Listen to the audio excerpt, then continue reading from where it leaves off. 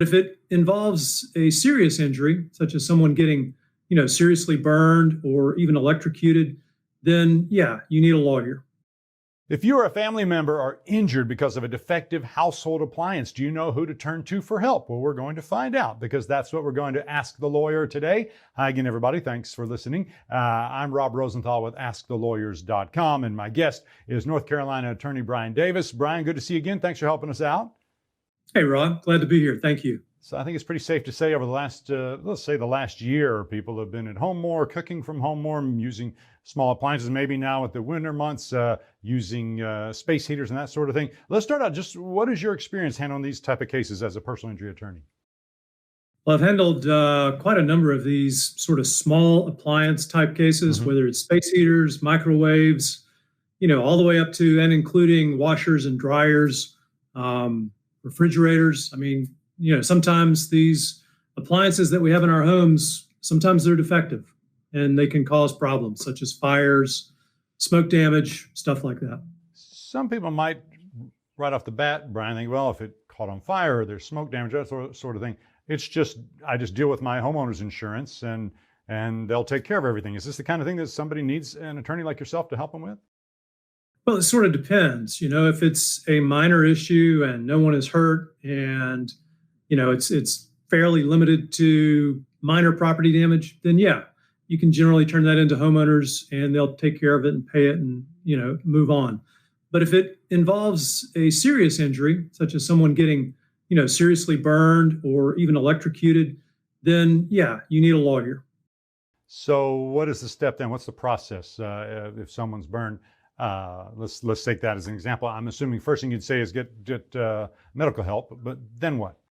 Sure. First thing is obviously, get to the hospital, get the care you need. Second thing is preserve the product. You've got to preserve the product because without the product, there's no way to prove what happened. There's no way to prove what caused the fire or the short or whatever, the issue is. So you've got to maintain the product. You got to preserve it. You can't alter it or change it or monkey with it. You just need to basically, if you can, leave it in place, assuming, I don't know whether, sometimes the fire department gets called, sometimes, there's water damage everywhere.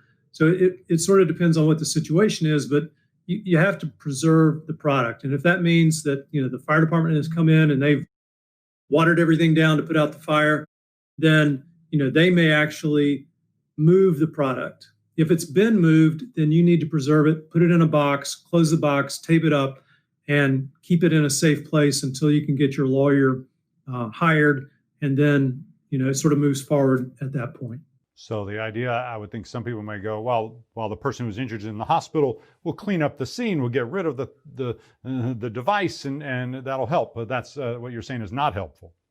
No, that's hurt. That's messing up your case. If you don't have the product, you don't have a case. And I'm assuming, as with most of these kind of things, lots of pictures would be helpful?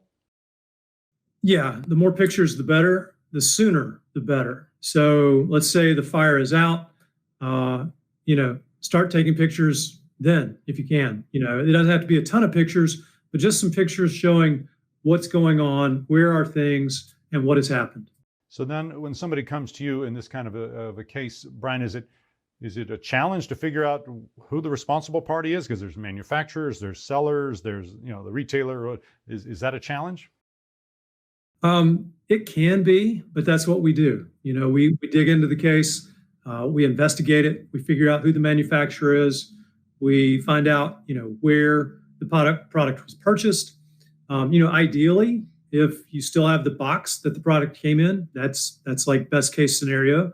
If you happen to still have the receipt that you purchased, that you got when you purchased the product, that is also ideal. But we can handle cases even when there's no box and no receipt.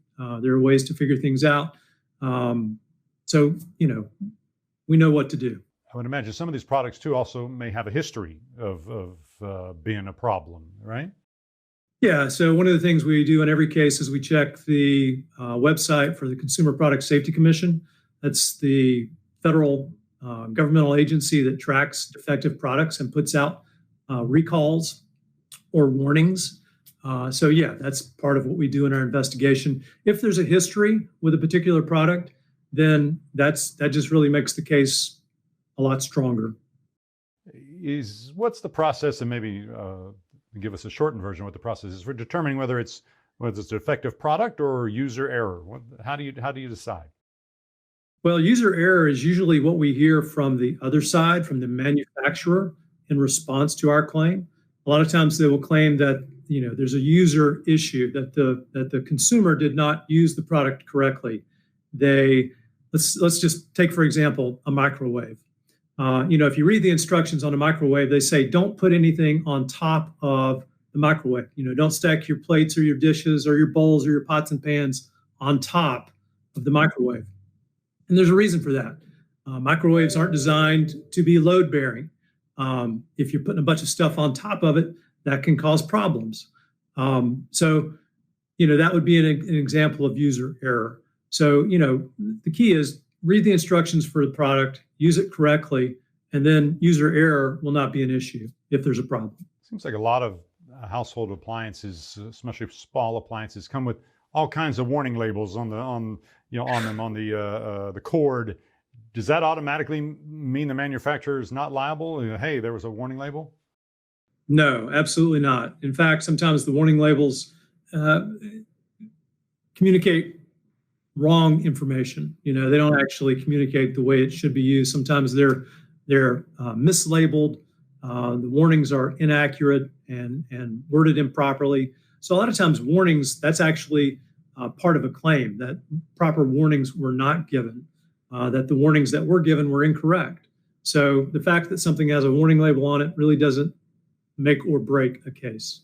So you've had a lot of experience with these kind of cases. Brian, do you have some just helpful advice for people when it comes to using small appliances or space heaters, especially this time of year? What's your advice? Yeah, well, you mentioned space heaters. The biggest thing about space heaters is don't put them close to anything that's flammable or could catch on fire. Don't put them close to curtains. Don't put them close to your bed or a piece of furniture.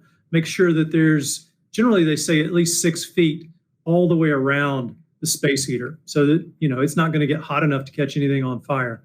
But, in general, the thing that you really should keep in the back of your head when you're using a small appliance is don't leave it unattended. Don't use a small appliance and leave your home and be gone for several hours. If you're going to use something, even a crock pot, they say, you turn your crock pot on, come back at the end of the day, and your meal is ready. Well, that's great. But if there's a problem and the thing starts smoking and you're not there, you may end up with a fire. So, basic idea, stay with your appliance. Super helpful information as always, Brian. Thank you so much for making some time to answer our questions. My pleasure. Thanks. That's going to do it for this episode of Ask the Lawyer. My guest has been North Carolina attorney Brian Davis. Remember, if you want the very best information or you want to make sure you're able to choose a lawyer that lawyers choose, be sure to go to askthelawyer.com first. Thanks for watching, everybody. I'm Rob Rosenthal with Ask the Lawyers.